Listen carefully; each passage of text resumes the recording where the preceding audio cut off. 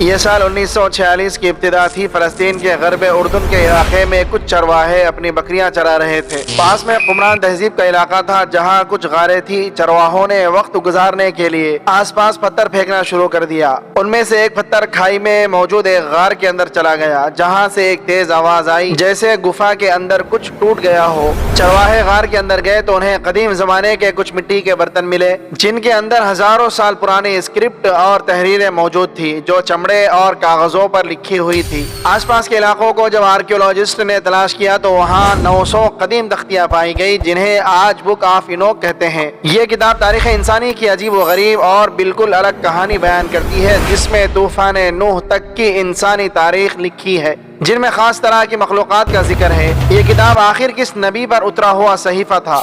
اسے بائبل سے الگ کیوں کر دیا گیا؟ آج ہم اس ویڈیو میں اس پر اسرار کتاب کے متعلق سب کچھ جانیں گے۔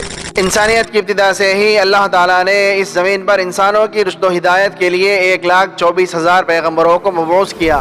ان میں سے کچھ پیغمبروں پر کتابیں اور صحیفے نازل ہوئی جن میں توریت، انجیل اور زبور شامل ہے، جنہیں آج بائبل کے نام سے ایک جگہ جمع کر دیا گیا ہے۔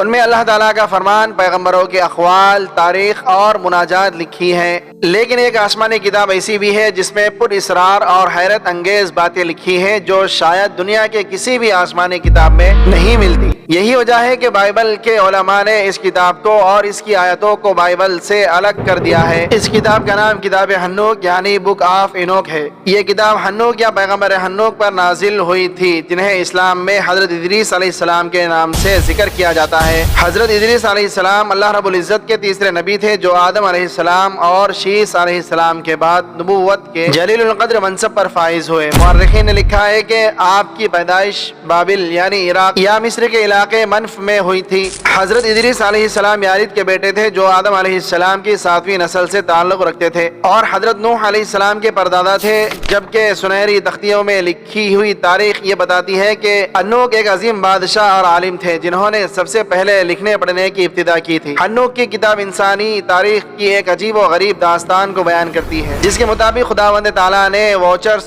یعنی فالن اینجلز کو اس زمین پر گرایا تھا جن کا سردار شامیازہ تھا۔ یہ ہزاروں سال پہلے کی بات تھی۔ وہ اپنے 199 ساتھیوں کے ساتھ کوہ ہرمن پر اترا اور انہوں نے یہ عہد کیا کہ ہم انسانوں کی بیٹیوں سے جنسی تعلقات قائم کریں گے۔ واچرز دراصل خدا تعالیٰ کے فرشتے تھے جنہیں انسانوں کی نگرانی کے لیے بھیجا گیا تھا، لیکن وقت گزرنے کے ساتھ یہ زمین پر رہنے والی حسین عورتوں کے عشق میں مبتلا ہو گئے۔ یہ انسانی عورتوں کے لمبے اور حسین بالوں کی طرف مائل ہونے لگے۔ انہوں نے عورتوں کے ساتھ جسمانی تعلق بنائے جس کے نتیجے میں عجیب و غریب مخلوق پیدا ہوئی۔ اس مخلوق نے زمین پر خوب تباہی مچائی اور انسانوں کو ہی مار کر کھانے لگے، یہاں تک کہ چرند اور پرند، جنگلی جانور اور درندے بھی ان کے شر سے محفوظ نہ رہ سکے۔ حضرت ادریس علیہ السلام کو انہی درندہ صفت مخلوق کی ہدایت کے لیے مبعوث کیا گیا تھا، لیکن انہوں نے آپ کا انکار کر دیا۔ ہنوک کی کتاب کے تیسرے باب میں یہ بتایا جاتا ہے کہ کس طرح سے ان فالن اینجلز نے انسانوں کو فساد اور تباہیوں کے علوم اور چیزیں سکھائی۔ مثلا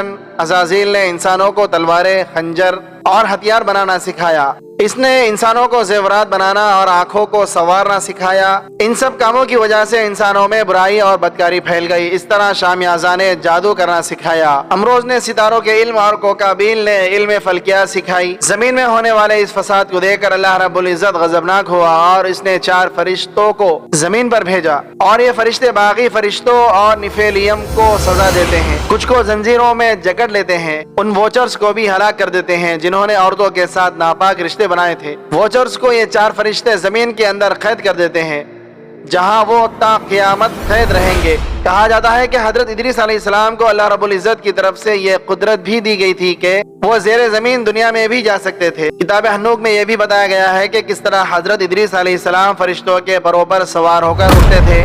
ہنوک کے گزارش کرنے کے باوجود خداوند تعالیٰ نے فیصلہ کیا تھا کہ زمین پر ایک عظیم سیلاب آئے گا جسے تمام نیفولیم اور دیو قامت مخلوق ختم ہو جائے گی اور زمین کو ان کے وجود سے پاک کر دیا جائے گا۔ لہٰذا حضرت ادریس علیہ السلام کے پوتے حضرت نوح علیہ السلام کے زمانے میں یہ عذاب آیا جس میں تمام مخلوق کو ہلاک کر دیا گیا۔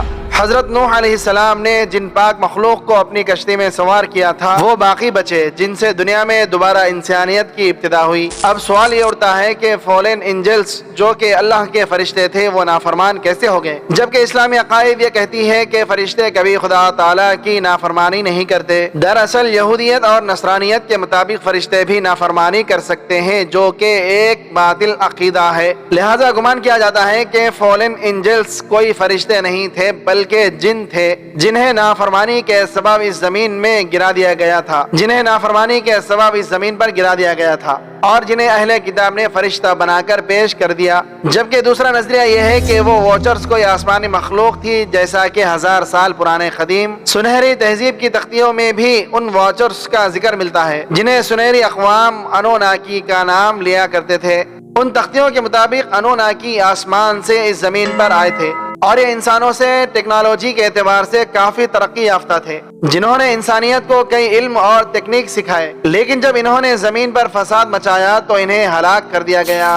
ممکن ہو کہ وہ واچرز یا انوناکی کسی دوسرے سیارے سے اس زمین پر آئے تھے اور جن کی طرف حضرت ادریس علیہ السلام کو بھیجا گیا تھا، لیکن جب انہوں نے آپ کا انکار کیا تو انہیں زمین کے اندر قید کر دیا گیا۔ ان کی ناپاک نسلوں اور اولادوں کا طوفان نوح کے ذریعے صفایا کیا گیا۔